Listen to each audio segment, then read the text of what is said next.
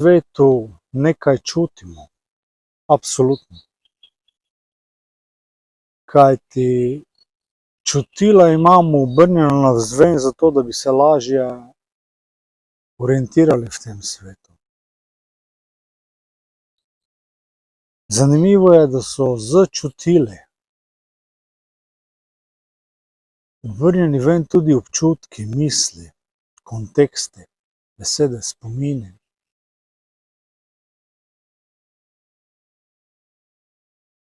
In pravzaprav ravno zaradi tega, ker je to obrnjeno navzven,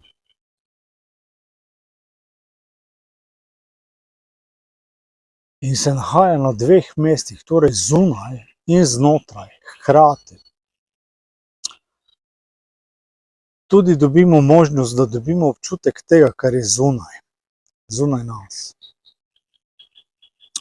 Vsi namreč pravimo, misli so moje, občutki so moji, čustva so moje. Čisto na enostaven način se poistovetimo z tem, kar so naše čustva, kar so naši občutki, kar je naše gledanje, videnje,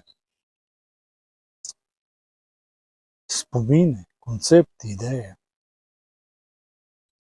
Saj nam te zunanje zaznave kažejo in nam omogočajo, da se orientiramo po tem svetu,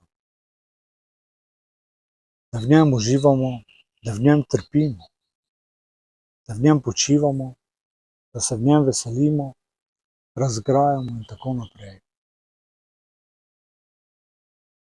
Vendar pa je zanimivo tudi dejstvo, da prav zaradi te dvojnosti misli, občutkov, kontekstov, čustev, idej, konceptov, se pravi, da jih projiciramo navzven, da nam dajo občutek tega, kar se dogaja,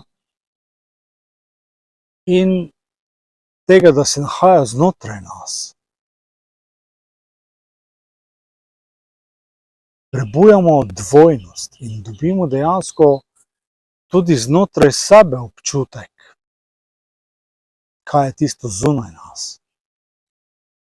Seveda, bolj smo navezani na to zunaj sebe, bolj projiciramo svoje misli, svoje čustva, svoje občutke, kontekste, koncepte, ideje navzven, manj čutimo to v sebi.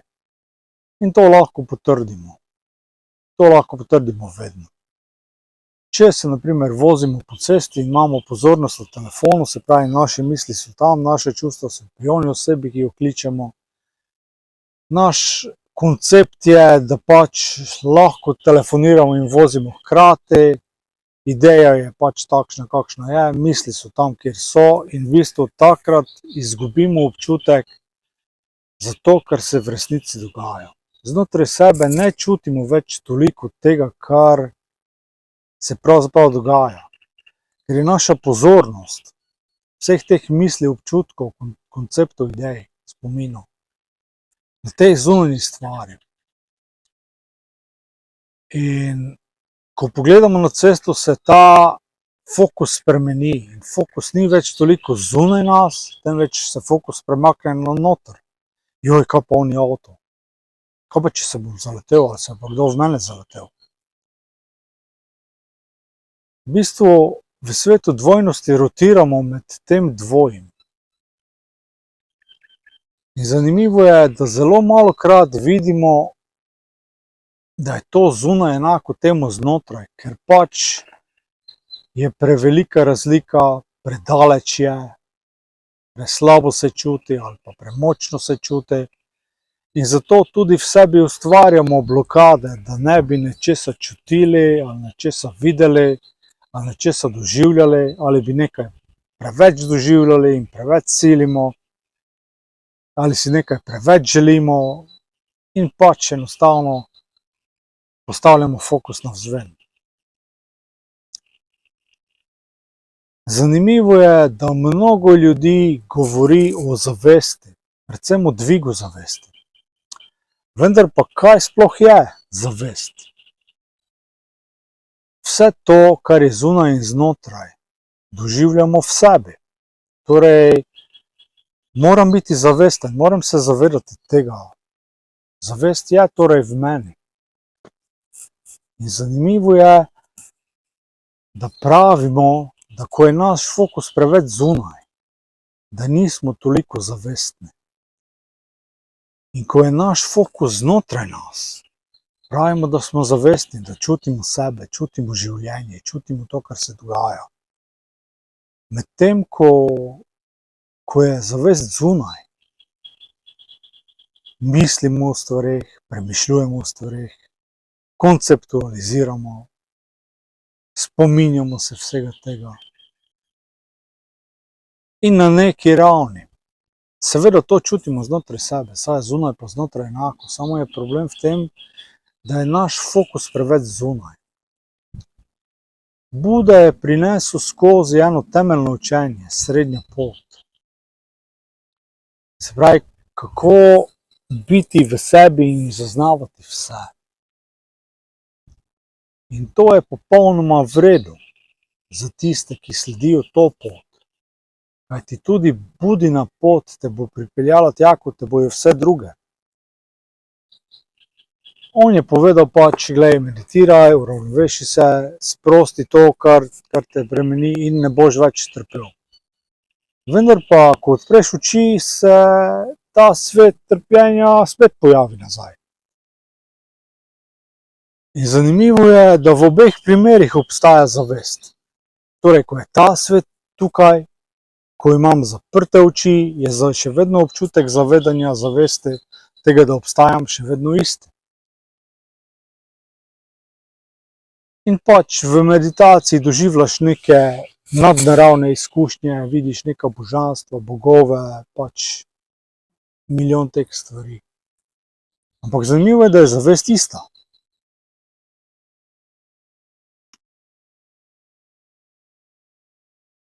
Kaj je torej tisto, kar se v tem primeru dviguje ali pa spušča kot zavest?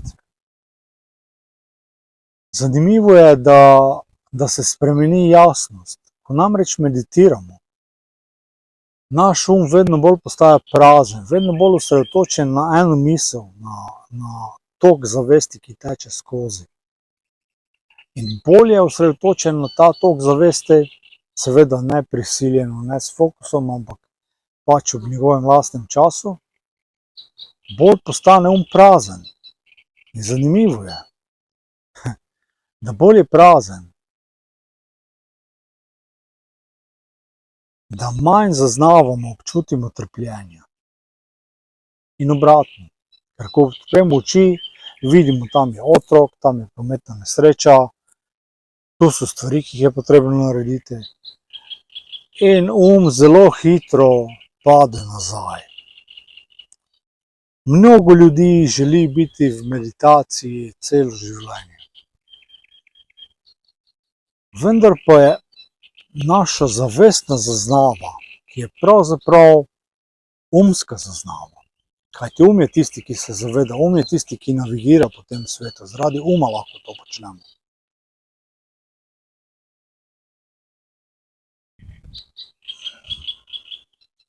Zaradi vsega tega smo pravzaprav tukaj.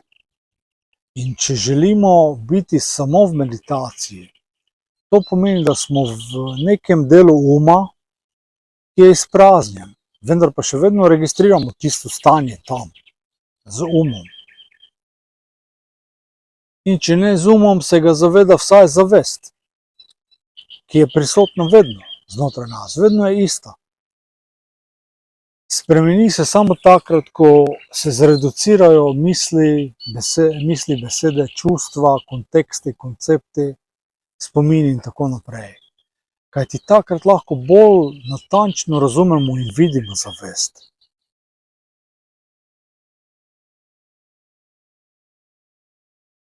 V bistvu obstaja v Indiji še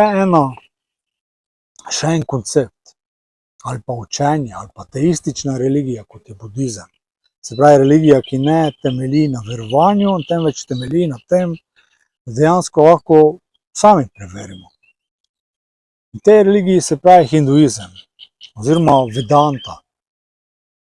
Vedanta je doprinesla kar nekaj doprinosov k budizmu in je pomagala, da stvari postanejo bolj očitne, bolj jasne. Vedanta pravi, da lahko to stanje,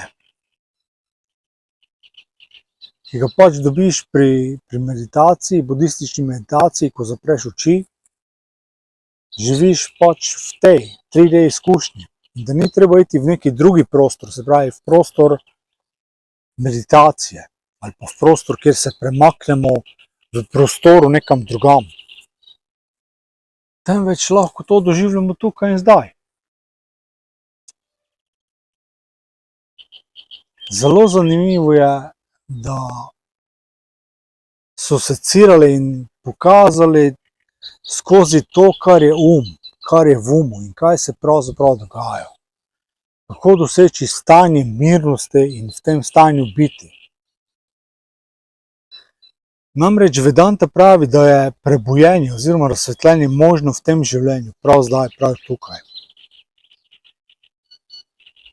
Pač je tako kot pri jogi, kjer pač izvajaš tiste vaje, tu potrebno narediti neke vaje in se pač prebudiš. In seveda, potrebno je pač vaditi nekaj časa, dokler človek pač ne dojame, oziroma njegovi možgani ne dojamejo, oziroma njegov ne dojame, da pač nekatere stvari morajo iti na drugačen način. In to delamo v življenju, treniramo sebe, hodimo po življenju, se jezimo, se veselimo, se ljubimo, vse te stvari, ki jih počnemo pač. In skozi te stvari pravzaprav luščimo sebe, odraščamo. In kje je tu pravzaprav višja zavest? Če smo mi vedno zavestni in je ta zavest vedno prisotna. Če imamo seveda v sebi preveč misli, preveč občutkov, preveč smo obremenjeni s tem svetom, ki je tam, in premalo z nami samimi, premalo damo poudarka na sebe, se nam zelo zamegli to zavedanje. Doprinos Vedante je to, kar je v bistvu očitno. Se pravi, jaz, ki sem tukaj, jaz kot opazovalec, ne morem biti tisto, kar je tam, kar je opazovano. In svoje čustva, svoje misli mnogokrat opazujemo v drugih ljudeh. Mnogokrat jih projiciramo, pošiljamo ven. In tako ustvarjamo dvojnost. In kaj je pravzaprav učenje Vedante, oziroma kaj je pravzaprav doprinos vsega tega, je to, da v sebi najdeš enost, ki postane potem popolna enost povsod. In to enost, se pravi to zlitje z višjo zavestjo, se doseže z, povejmo temu, z poslušanjem resnice, ki ni klasična resnica, temveč ta resnica, notranja resnica vsakega človeka, z razmišljanjem oziroma meditiranjem o tem. In potem z tem, da gremo v svet in to resnico živimo, da treniramo, da vidimo, kaj je še vedno tisto, kar ni za nas pravilno, in ponovimo postopek. In to ponavljamo tako dolgo, dokler se znotraj nas ne ustoliči ta notranji mir, praznost, jasnost in povezava.